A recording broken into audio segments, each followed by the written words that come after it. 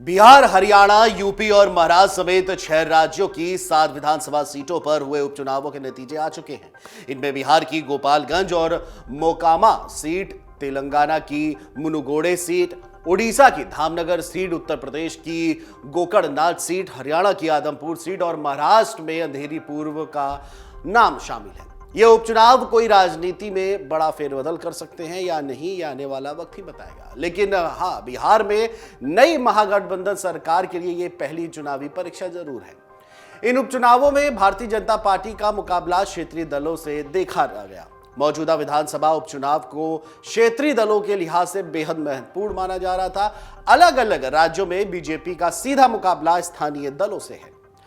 बिहार की सियासी फिजा में इन दिनों बस गोपालगंज मोकामा सीट को लेकर ही चर्चा है, क्योंकि इन दोनों सीटों के परिणाम का व्यापक असर बिहार की सियासत पर पड़ सकता है। बिहार की मोकामा विधानसभा सीट से राजद प्रत्याशी नीलम देवी 16,700 से भी ज्यादा वोटों से चुनाव जीत चुकी हैं। वहीं राजद की नीलम देवी को 79,000 से भी ज्यादा वोट मिले हैं, जबकि बीजेपी की सोनम देवी को 62,000 वोट मिल चुके हैं।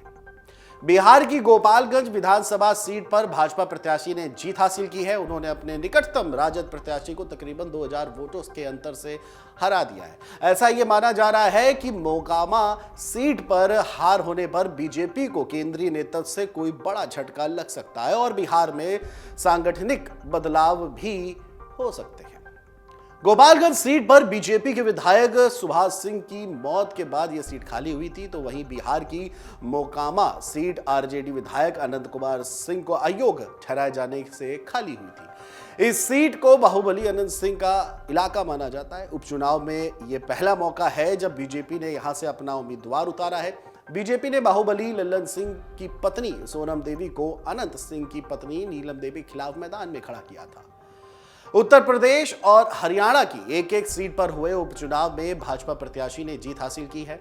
उत्तर प्रदेश की बात करें तो यहां जिस एकमात्र सीट गोला गोकर्णनाथ पर उपचुनाव हुआ वो लखीमपुर खीरी जिले में आता है। यहां बीजेपी के उम्मीदवार अमन गिरी का मुकाबला समाजवादी पार्टी के विनय तिवारी से था। इस उपचुनाव में बीजेपी के अमन गिरी का मुकाबला यूपी की गोला गोकर्णनाथ सीट पर भाजपा के अमन गिरी से था। ने सपा प्रत्याशी विनय तिवारी को तकरीबन 34,000 से भी ज्यादा वोटों से हराया है। यह सीट अमन गिरी के पिता और बीजेपी विधायक अरविंद गिरी के निधन के बाद खाली हुई थी। वहीं महाराष्ट्र की बात कर ले तो महाराष्ट्र में अंधेरी ईस्ट विधानसभा पर शिवसेना को बड़ी जीत हासिल हुई है। इस सीट पर उद्धव बाला साहेब ठाकरे पार्टी के उम्मीदवार ऋतुजा लटके को भारी मतों से जीत मिली है।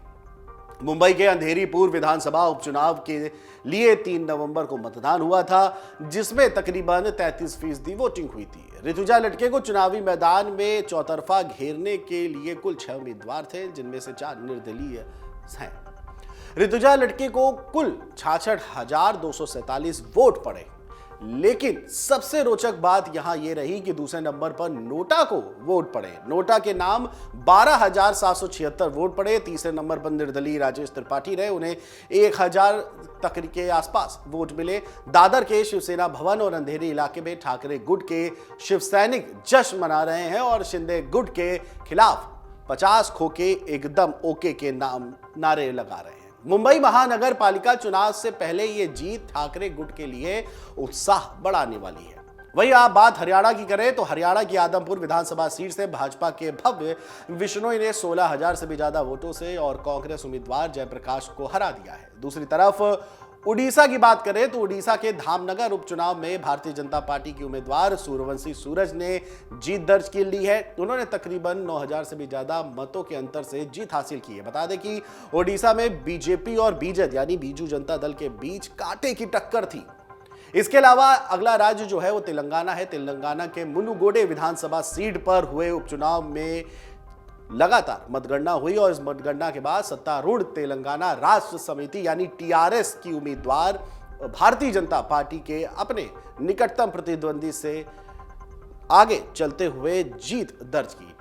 टीआरएस की उम्मीदवार कुसु कुंतला प्रभाकर रेड्डी ने यह जीत दर्ज की। आपको बता दें कि तेलंगाना में काफी कांटे की टक्कर थी और सबसे आखिरी में तेलंगाना का ही रिजल्ट सामने आया। तो कुल मिलाकर के उपचुनावों के नतीजे आ गए और तमाम राज्यों में यह देखा गया है कि बीजेपी का सीधा मुकाबला तमाम राज्यों की क्षेत्रीय पार्टियों से था। डाउनलोड करें अमर उजाला ऐप और पाएं खबरें लगातार। अगर आप ये वीडियो YouTube पर देख रहे हैं तो हमारे चैनल को सब्सक्राइब करें और बेल आइकन को दबाना ना भूलें। अगर आप Facebook पर ये वीडियो देख रहे हैं तो हमारे पेज को लाइक करें।